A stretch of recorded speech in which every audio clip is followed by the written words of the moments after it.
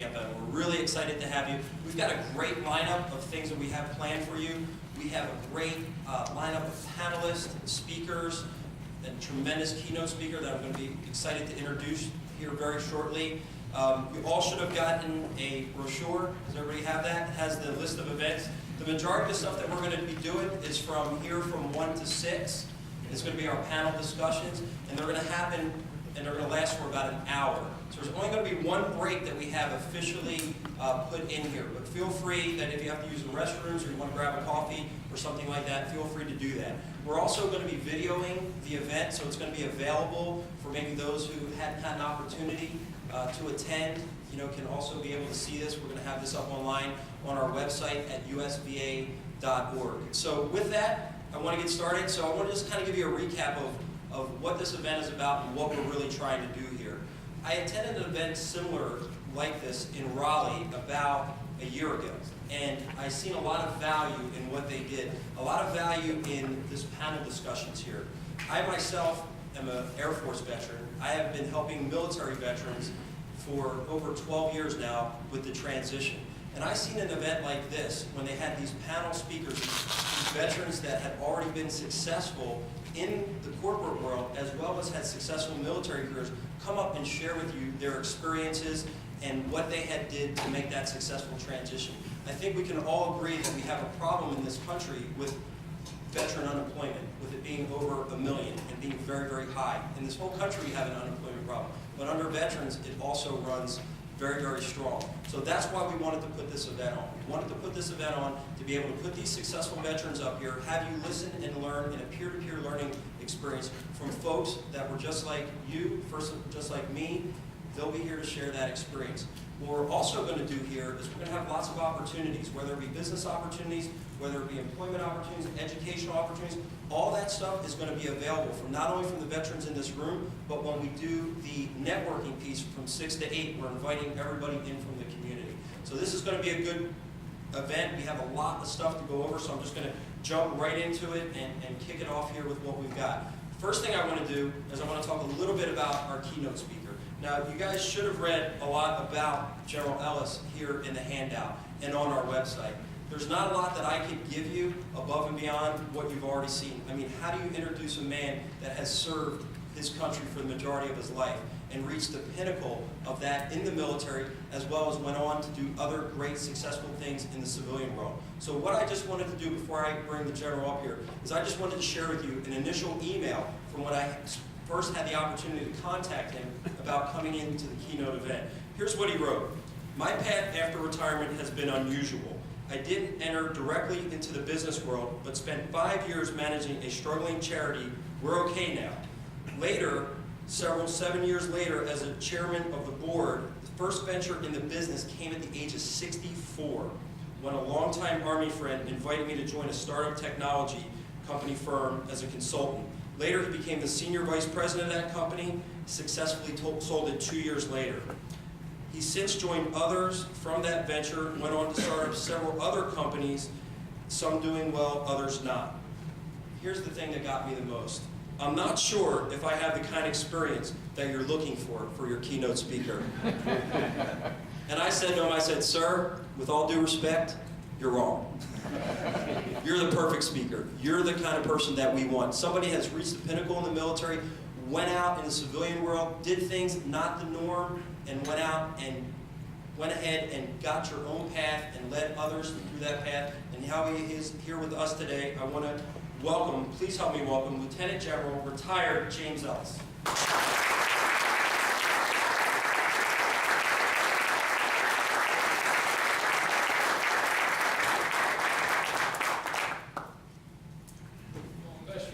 Closing your book when you come back up here. Yes, sir. 21 years ago, a West Point classmate of mine retired from the Army and went to Texas to start his second career. 5 months later, he wrote me a letter and said, Jim, the civilian world is starving for good leadership. Now, you're going to be engaged this afternoon in several great panels on entrepreneurship and education, employment, professional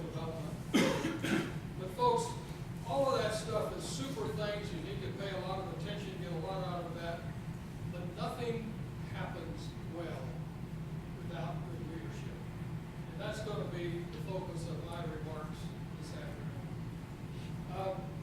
You've all had experience with leadership. Let's face it, we've all had experience with leadership since we were toddlers at home. Our family leaders, our school leaders, teachers, coaches, classmates, different people in different positions. Whatever organization you were part of, there was a leader there. Maybe you were a leader along the way, a team captain, a class president, who knows. You've had experience with leadership all your life, and then you went into the military, and from the first day you joined ROTC, or went to basic training, or entered one of the military academies, or something like that. You had leadership examples with you all the time. Many examples, and you should think about some of those folks while you're here and later on.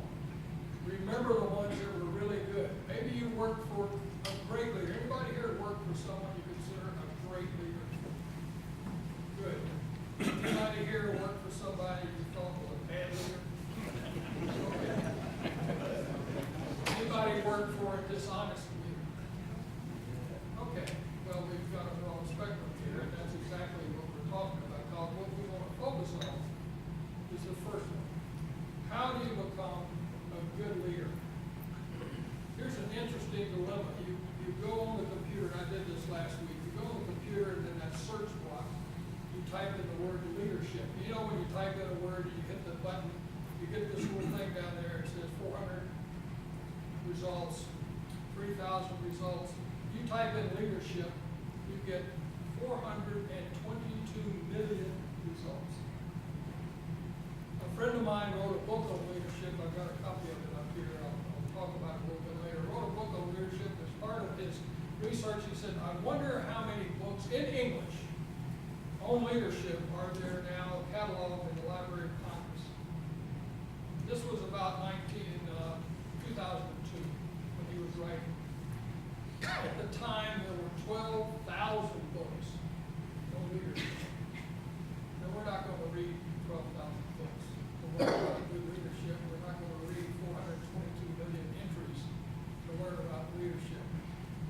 So you look for other ways to kind of find what are the kernels about leadership that you can find. You look, I came across a list of lists, if you will. There was one thing that said 46 things a leader must do.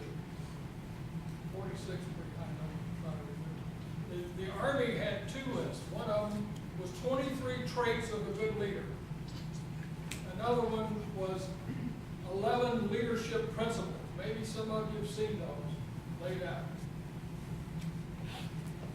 My list you can find on one hand, because as I take a look at all of those things that are listed, I think you could fit them underneath one of those categories that I'm talking about. So let me go through that with you. It's pretty simple and straightforward, I think. The first thing I think is the first true item in being a good leader is the same thing as being a good person. Be honest. Some of you raised your hand when I said if you had a dishonest leader. Be honest. You know yourself from your own experience. If you don't have the trust of the people who work for you, of the people who you work for, whom you work for, the people you work with, your customers, your clients, your suppliers, everybody you deal with, if you don't have their trust, they can't wait for you to be gone. Some of them will get rid of you. They won't work their best for you. You will not be successful. Let me give you a quote here, which I think is pretty interesting.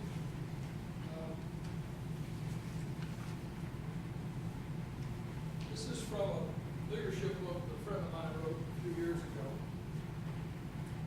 What he did is he picked 11 categories of activity, of endeavor, none of which had to do with business or business school. It all had to do with other aspects of life, such as mayors of cities, clergymen, retired military people,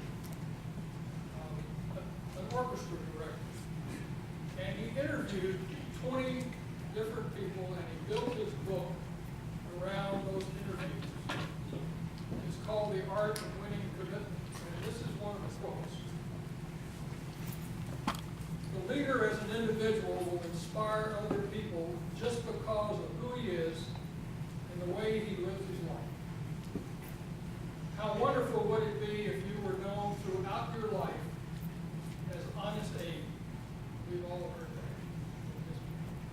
How much could you do? Wouldn't that be amazing to have that reputation? Think about that. If you had that reputation as Honest Abe, as Honest Bill, as honest people, you could do almost anything because people are going to trust you. One good example. In World War II, General George Marshall was Chief of Staff of the Army. Probably the greatest, certainly one of the greatest military leaders we've ever had in the history of our country. He had to go over to Congress in 1943 and to testify that the Army needed several more billions of dollars to buy certain types of equipment to get ready for the invasion of Europe. And he presented his case. And as he finished, one of the committee members, this was the Senate Armed Services Committee, one of the committee members started to ask a question.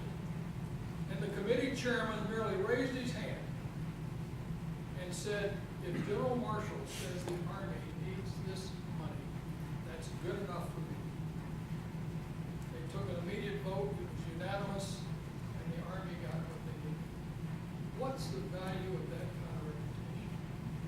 Think about it in your own context. Think about the business that you're in now. Think about the businesses you want to go in. The second thing, another pretty straightforward concept, you all know about it already. Work hard. Work hard. Know everything there is to know about your business, about the people that you're working with. Again, about your suppliers, your co-workers, your bosses, the people who work for you, your product. You've got to know that. You've got to work hard to learn that. There are two pieces of this, I think. One of them is, I like to say, do your best. Do the best you can. And I'm reminded of something that happened to me when I was 16 years old. My high school, the building that I went to high school in, was torn down 5 years ago. It existed for 76 years. West End High School, Birmingham, Alabama. In 76 years, that high school football team won one state championship. And that happened to be my junior year. And I played on that team. And I got to tell you, you're 16 years old, and you're wearing one of those big school letters on your sweater, and you got a patch over here that says state champs. You're on top of the world. That's great stuff. My senior year, not so good. We lost half our games. A great disappointment, and I came home one time sort of kicking the ground and really upset, and my dad grabbed me and said, Jim, did you do the best you could? Did you practice hard during the week? Did you really know the plays? You worked as hard as you could and then played as hard as you could, because if you did your best, even the angels can't do better than that. Think about that. Even angels can't do better than that. The second thing under work hard is don't quit. Do not quit. Don't give up. Too many people quit too easily. It's a great story from the life of Winston Churchill. And how many people here know Winston Churchill? No, you don't know him personally. I know you. You know who he was. The great leader of the British people in World War II. Stood alone against Nazi Germany for almost 2 years after the Nazis had overrun the rest of Western Europe, before the United States came into the war. Britain stood alone, and Churchill was their voice. He was the one who sort of put the bone in their spine. In October of 1941, he went back to his school that he had gone to as a young boy.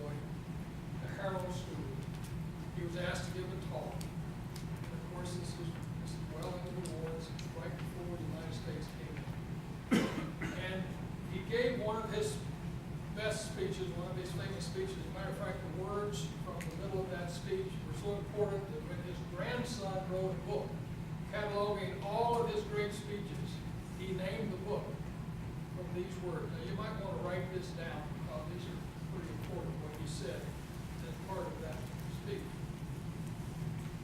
Never give in. Second line. Never give in. Third line. Never, never, never, never give in. Think about that. Here's the guy that stood up almost alone politically with his country, small country, against the Nazis. And that was kind of the message that he had for his people. They were still fighting alone. This was before the Japanese bombed Pearl Harbor, before the United States had come in. So two parts of that. Work hard. Do your best and don't quit.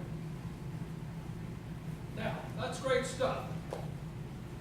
But you could do that as an individual. You're an honest person. Let me ask that. Everybody here an honest person? Let me see your hands.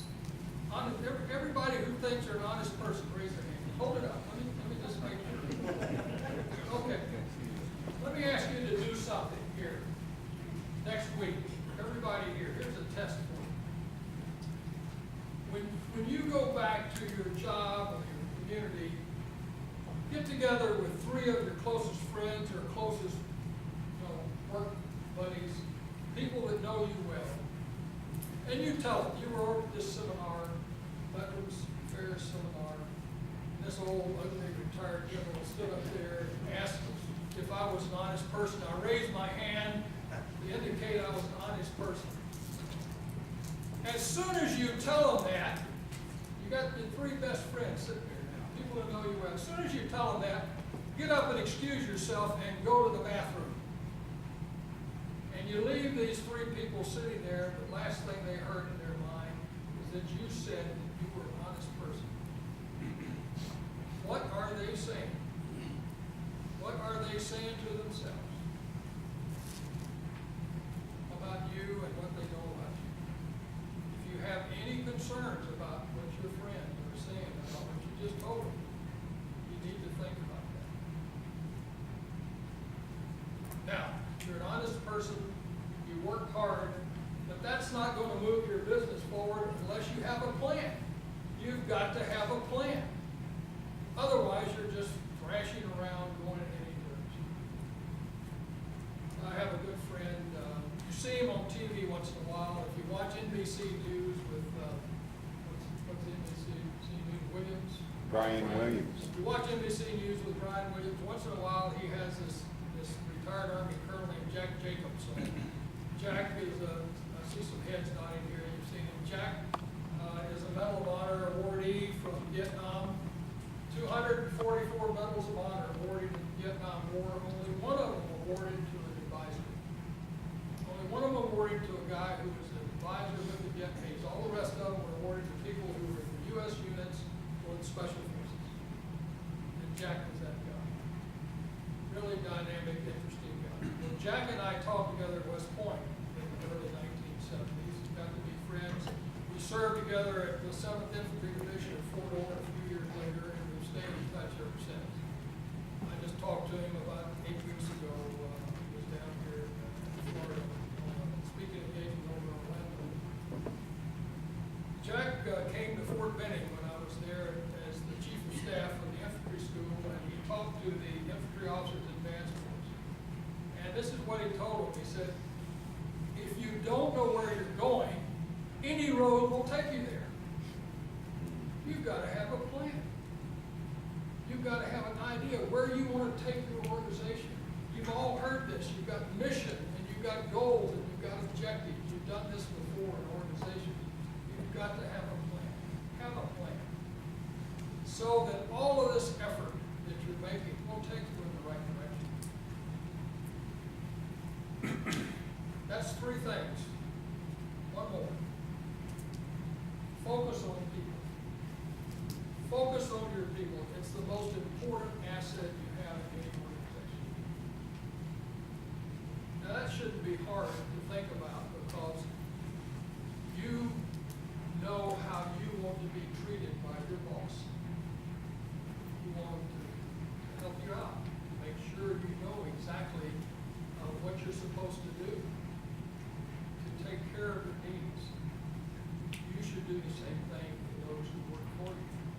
should know the people you work with. Again, you're focusing on everybody around.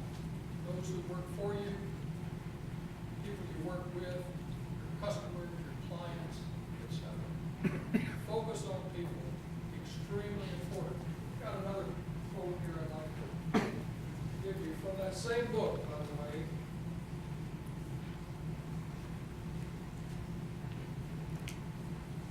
Have you ever known anybody who gets up in the morning saying, by God, today I'm going to screw up? Nobody. Nobody does that. Everybody in an organization wants to do the right thing. What is important for the leader is making sure that the follower who wants to do well knows what doing well means as far as the organization is concerned. So that when that person comes to work, they're going to work hard, they're going to do well. That fits into the overall picture of helping out the future of the organization. By the way, I told you that this book that my friend wrote right here, that I took the two quotes from, he interviewed 20 people to get quotes like that. He interviewed 2 Army officers. Both of those quotes were mine, by the way.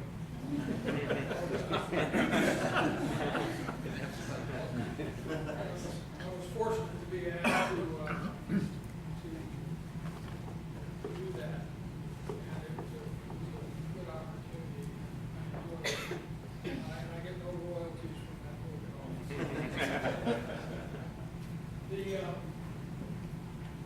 The 4 things I've given you are pretty straightforward, and I've seen a lot of heads nodding. Be honest. Work hard. Have a plan. Focus on it. And I'll guarantee you, if you really do that well, whatever your endeavor is, you're going to do okay. Well, let me give you another short list that I just read about 3 years ago, and I found it to be fascinating. This was more of a list of how the individual saw himself living his own personal life. This list was on a 3x5 card, total 8 words, that sat on the corner of his desk all the time.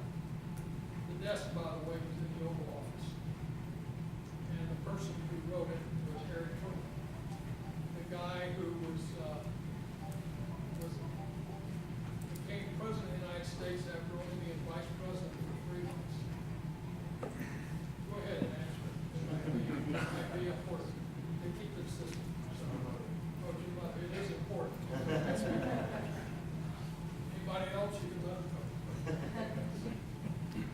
You know, Truman made some difficult decisions in his time as president. He took over with the death of President Roosevelt. He took over. The war was still going on. It was almost over in Europe. They were still wrestling with Stalin on how Europe was going to be divided. The war in the Pacific was looking nastier and nastier as we got it over now, and it became clear that the Japanese, if you invaded the homeland, they were going to fight probably to the last person. They had trained, they still had 1.5 million soldiers on the mainland, on the Japanese homeland. They had trained about 10 million civilians on how to fight invading forces.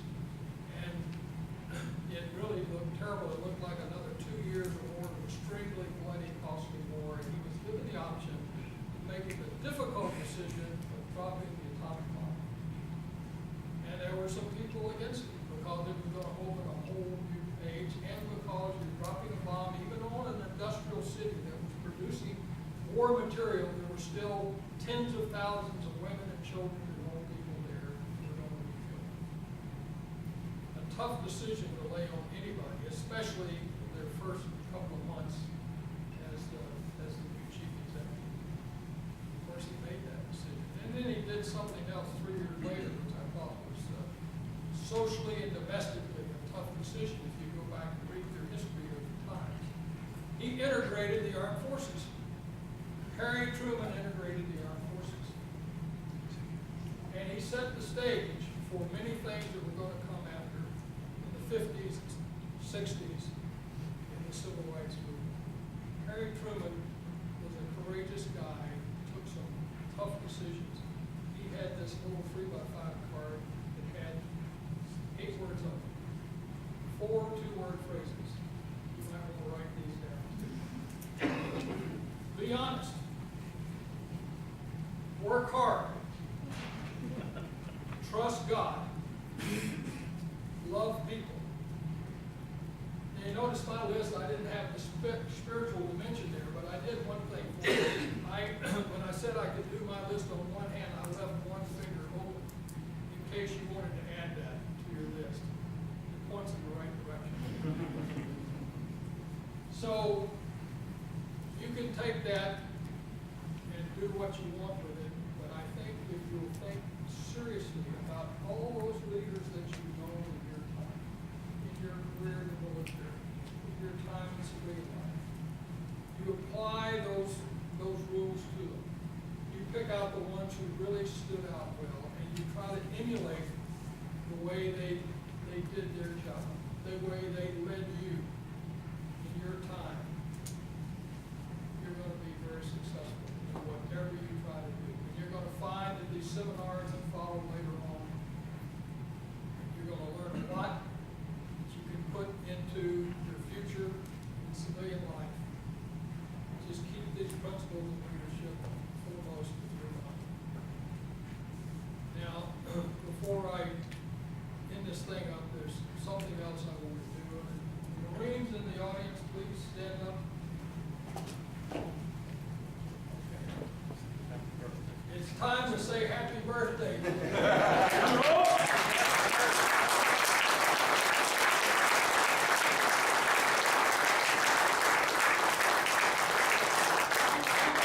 Keep standing while I mentioned this earlier. Keep standing here for a second. I'm amazed at the foresight of the Marine Corps to be founded on the 10th of November of 1775. Because in 1918, the armistice of World War I was on the 11th of November, which then became Veterans Day, which is a national holiday, which means that the Marines can go out on their birthday night and celebrate like crazy because they got a national holiday.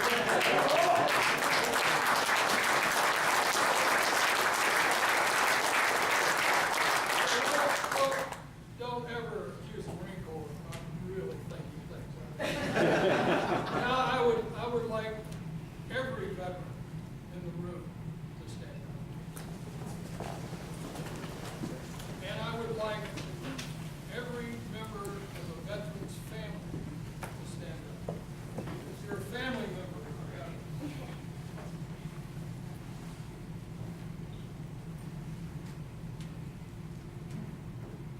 salute you and thank you for your service. That's all. Hoorah, sir.